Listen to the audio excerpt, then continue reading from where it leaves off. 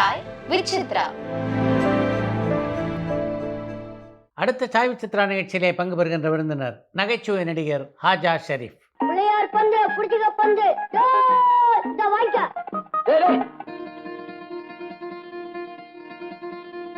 தமிழ், தெலுங்கு, மலையாளம், கன்னடம், ஹிந்தி ஆகிய மொழிகளில் 300க்கும் மேற்பட்ட படங்களில் நடித்தவர் நகைச்சுவை நடிகரான ஹாஜா ஷெரீப். பேரு பாரதி. பாரதியாரோட பேரை வச்சிருக்கீங்க? இல்ல, அந்த மகாகவி பேரை ஏன்டா அந்த படுபாவைக்கு வச்சோன்னு வருத்தப்பட்டுக்கிட்டு இருக்கேன். എടോ താപ്പാളില്ല, ഞാൻ ഉള്ള പിറന്ന വേണിയായിട്ട് இருக்கும். நீ எவடெങ്കിലും போயால் கொன்னு களையும். சரி இங்கே இருக்க போயா. உங்களை சுத்தமா ஏமாத்திட்டாங்க. உங்க பேரை சொல்லியும் உங்க ஊரை காட்டியும் சப்சோட தின்னுட்டானுங்க. சிவாஜி, கமல், ரஜினிகாந்த், விஜயகாந்த் தொடங்கி தமிழ் சினிமாவின் எல்லா முக்கியமான கதாநாயகருடனும் பாரதி ராஜா, பாலமகேந்திரா, மகேந்திரன், மணிரத்னம், பாக்யராஜ் ஆகிய இயக்குநர்களோடும் பணியாற்றுகின்ற வாய்ப்பினை பெற்ற ஹாஜா ஷெரீப் தன்னுடைய திரையுலக அனுபவங்கள் பலவற்றை இந்த நேர்காணலிலே பகிர்ந்து கொண்டிருக்கிறார்.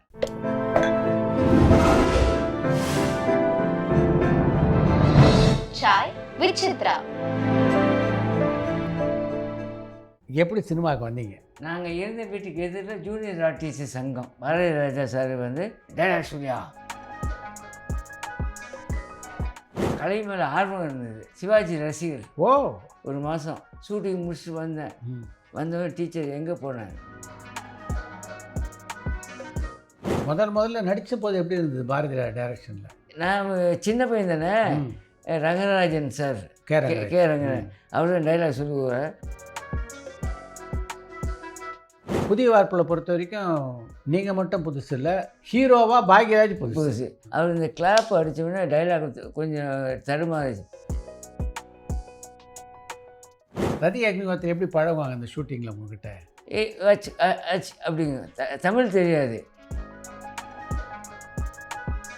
சுவர்லால் சித்திரங்கள் நடித்த அனுபவம் சொல்லுங்கள் கவுண்டமணியோட. டெய்லர் கடையில் அவர் மிஷின் தப்பார்.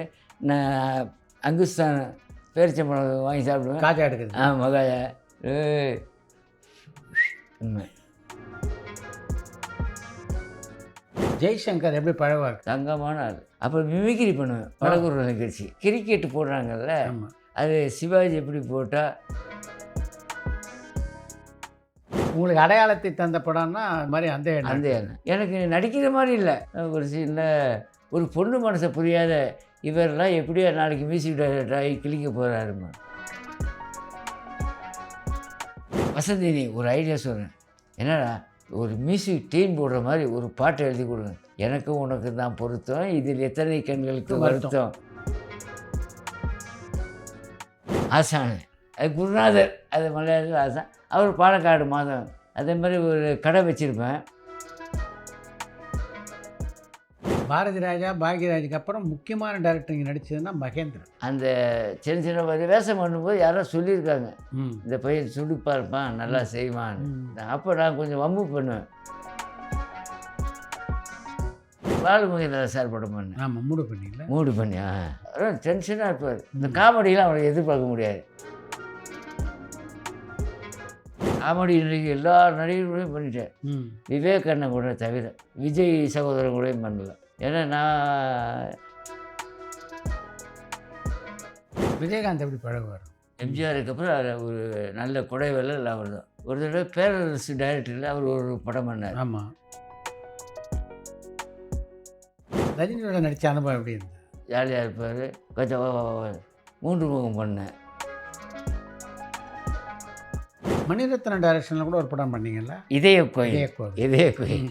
Helmet season. அப்போ சிஎம் ஜெயலலிதா சிட்டு ஆர்டர் போட்டாங்க. நான் நடிக்காதது புரட்சி தலைவர் எம்ஜிஆரை தவிர எல்லாரும் படத்தையும் நடித்தேன். ஜெயலலிதா கூட நடிக்கிறது இருந்தது. அவங்களுக்கு அந்த கேரவஜி அம்மா கூட நடிச்சிருக்கேன்.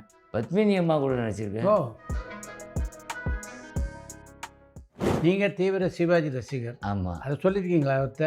வணக்கம் ஐயாம வா பாய் உட்காரு. பானுமதியோட அந்த படத்தில் நடிச்சிங்க. ஜுனுன்னு ஒரு டிவி சீரியல் வந்துச்சுல. ஆமாம், அது தமிழில் எடுத்தாங்க. அவங்களே டைரக்ட் பண்ணாங்க கடைசி காலத்தில். ஓ. அப்போ தான் நான் எம்ஜிஆர் தலைவரை பார்க்குறேன். சினிமாவில் நடித்த போது எப்படி இருந்தது அந்த அனுபவம்? அது ஒரு ஜாலியான வாழ்க்கை சினிமாங்கிறது. பாரதி ராஜாட்ட பாக்யராஜ் அசிஸ்டண்டாக இருந்தபோது அவர் தெரியும். அதே மாதிரி பாண்டியராஜன் வந்து பாக்யராஜ் அசிஸ்டண்டாக இருந்தார். ஆமாம். இவங்கெல்லாம் அசிஸ்டன்ட் டைரக்டர் இருந்தபோது எப்படி இருப்பாங்க? என்கிட்ட கொஞ்சம் நல்ல மரியாதை இருப்பாங்க. ராமராஜா அதை விட திண்டுக்கல் ஷூட்டிங்கு, கிரகபாபு ஷூட்டிங்லாம். மலையாளத்தில் பிரேம் நசீரோட அனுப்பிச்சது எப்படி இருந்தது? சின்ன பிரேம் நசீர். அப்புறம் இப்படி தான் சிவா சார் மாதிரி வரோம். நான் சின்ன பிரேம் நசீரா செந்தில் அப்புறம் நடித்தார். விசுவோட பணியாற்றியது எப்படி இருந்தது? கஜா யோ மேக்கப் வருது, ஹீரோ வந்துட்டாரு. உங்கள் படங்களெல்லாம் பார்த்துருக்கேன்னு சொல்லியிருக்காரா வடிவேலு? என்ன செல்லம் உத்த கொடுப்பாரு. ஓ, நான் தான் அவர் மிஸ் பண்ணிட்டேன். துள்ளிராஜனோட சரணமையப்பா படத்தில் நொண்டியாக இருப்பேன். நான் வந்து அப்பா நான் ஸ்கூலுக்கு போகிறேன்னு போய்க்கடா. சுலிஸ்மிதா நல்லா பழகுவாங்களா உங்ககிட்ட? நான் 2 படம் பண்ணியிருக்கேன்.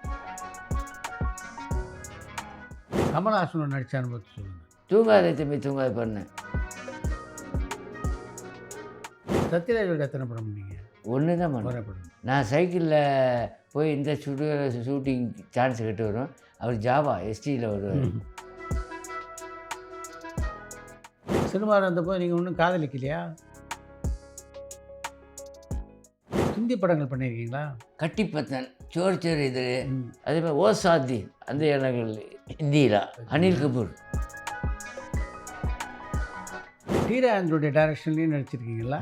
ராகம் தேடும் பல்லவி. டென்ஷன் தான், புள்ளியவே ஒரு மாதிரியாக திட்டுவார். அப்போல்லாம் அவங்க கொடுக்குற சம்பளத்தை வாங்கிக்கிங்களா, இல்லை எனக்கு இவ்வளோ சம்பளம்னு கேட்பீங்களா? சிட்டிசன் படம் பண்ணல அஜித்தோட. அந்த படம் நான் பண்ண வேண்டியதில்லை. அஜித்துக்கிட்ட என்னை அறிமுகப்படுத்துகிறார். சரவண சுப்பையா ஆக்டர் ஹாஜா ஸ்ரீவினும். முதல் இடைவெளி எதனால் ஏற்பட்டது? சினிமா உலகத்தில் நல்ல படங்கள் நடிச்சிட்ருக்கீங்க, இதை விட்டுட்டு ஏன் அரசியலுக்கு போகணுன்னு தோணுச்சு? நான் கலை நிகழ்ச்சி பண்ணிக்கிட்டு இருக்கேன். கோயில் நிகழ்ச்சி, கல்யாண நிகழ்ச்சி. அப்போ எனக்கு எப்போ முதலாக ஜெயலலிதா சந்திச்சிங்க? ஃபோன் வந்துச்சு எங்கள் வீட்டுக்கு வடபழனி. அம்மா ஒரு நிகழ்ச்சி வைக்கணும், பிரச்சாரத்துக்கு கிளம்பணும். கலைஞரை சந்திச்சிருக்கீங்களா? எடப்பாடி பழனிசாமி பழகுவார். அவர் முன்னாடி சிஎம் ஆகிறதுக்கு முன்னாடி. இப்போல்லாம் படங்கள் எல்லாம் பார்க்குறீங்களா தொடர்ந்து? படம்னு ஒரு படமும் ஃபுல்லாக பார்த்ததே இல்லை. ஆனால் இப்போதைக்கு சினிமா கொஞ்சம் டிஃப்ரெண்ட் ஆகிடுச்சு.